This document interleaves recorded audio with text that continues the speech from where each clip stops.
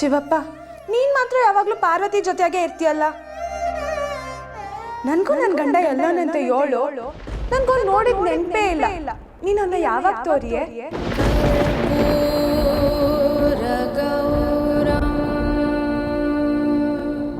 ಅವನೇನಾದ್ರೂ ಸಿಕ್ಕಿದ್ರೆ ಅವನ್ ಫೋಟೋ ಇದ್ರೊಳಗೆ ಹಾಕ್ತೀನಿ.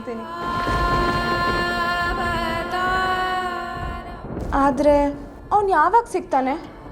ಶಿವಪ್ಪ, ನಿಂಗೆ ಎಲ್ಲ ಗೊತ್ತಿರ್ತದೆ, ಆದ್ರೆ ನೀನು ಏನೂ ಹೇಳಕ್ಕಿಲ್ಲ ಅಲ್ಲ. ನಿಂದು ಎಲ್ಲ ಮೋಸ ಅಲ್ವೇ? ಹೋಗು, ನಾನು ನಿನ್ನ ಜೊತೆ ಮಾತಾಡಕ್ಕಿಲ್ಲ.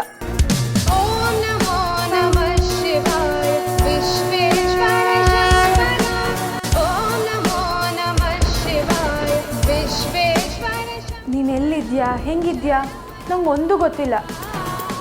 ಆದರೆ ನೀನು ಇಲ್ಲದೆ ಮಾತ್ರ ಈ ಫೋಟೋ ಖಾಲಿ ಐತೆ ಅನ್ಕೋಬೇಡ. ನನ್ನ ಜೀವನನೂ ಹಿಂಗೆಯ ಖಾಲಿ ಆಗೈತೆ. ಅಲ್ಲ, ನಾನು ಇಷ್ಟು ವರ್ಷದಿಂದ ನಿಂಗೋಸ್ಕರ ಕಾಯ್ತೀನಿ.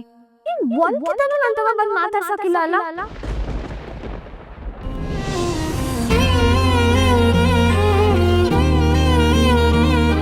ಕಾಯೋದ್ರಾಗ ಎಷ್ಟು ನೋವೈತೆ ಅಂತ ನಿಂಗೆ ಗೊತ್ತಿಲ್ಲ ಅನಿಸ್ತದೆ.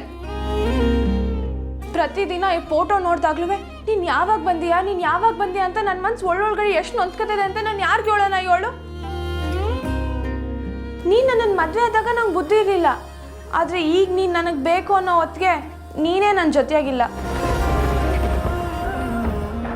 ನಾನು ಏನಾದರೂ ತಪ್ಪು ಮಾಡಿದರೆ ಹೇಳು, ಬೈಬೇಕಂದ್ರೆ ಬೈದ್ಬಿಡು. ಸಮಾಧಾನ ಇಲ್ವಾ? ಎರಡೇಟು ಹೊಡೆದ್ಬಿಡು. ಆದರೆ ಹಿಂಗೆ ನನ್ನನ್ನು ಒಬ್ಬಳನ್ನೇ ಬಿಟ್ಟು ದೂರ ಮಾತ್ರ ಇರಬೇಡ.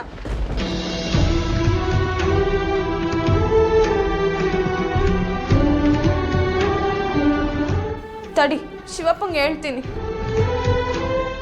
ಶಿವಪ್ಪ, ನಾನು ನಿನಗೆ ದಿನ ಇಟ್ಟೊಂದು ಪೂಜೆ ಮಾಡೋದು ನಿನ್ಗೆ ಇಷ್ಟ ಆಗ್ತಿಲ್ವೇ? ನಾನು ಪೂಜೆಗೆ ಹಾಕೋ ಹೂ ಇಷ್ಟ ಇಲ್ಲ ಅಂದರೆ ಹೇಳು, ನಾನು ಬೇರೆ ಕಡೆ ಹೋಗಿ ಸಂದಾಗಿರೋ ಹೂವು ಕಿತ್ಕೊಬತ್ತೀನಿ. ಆದರೆ ಒಂದೇ ಒಂದು ಕಿತ್ತ ನನ್ನ ಗಂಡನ ನನ್ನ ಕಣ್ಮುಂದೆ ಬರೋ ಥರ ಮಾಡು ಶಿವಪ್ಪ.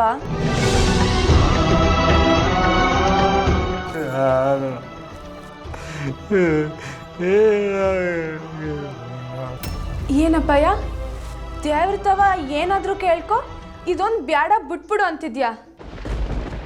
ಇಲ್ಲ ಅಪ್ಪಯ್ಯ, ಅವ್ನು ಬಂದೇ ಬರ್ತಾನೆ. ನೀನೇ ಅಲ್ವಾ ಹೇಳಿದ್ದು ನನ್ನ ಗಂಡ ಎಲ್ಲಿದ್ರು ಬಂದೇ ಬರ್ತಾನೆ ಅಂತ. ನೀನೇ ಎಲ್ಲ ನನ್ನ ಮನ್ಸಿಗೆ ತುಂಬಿಸ್ಬಿಟ್ಟು ಈಗ ಬ್ಯಾಡ ಆ ಯೋಚನೆ ಬಿಟ್ಬಿಡು ಅಂದ್ರೆ ಹೇಗಾಗ್ತದಪ್ಪಯ್ಯ?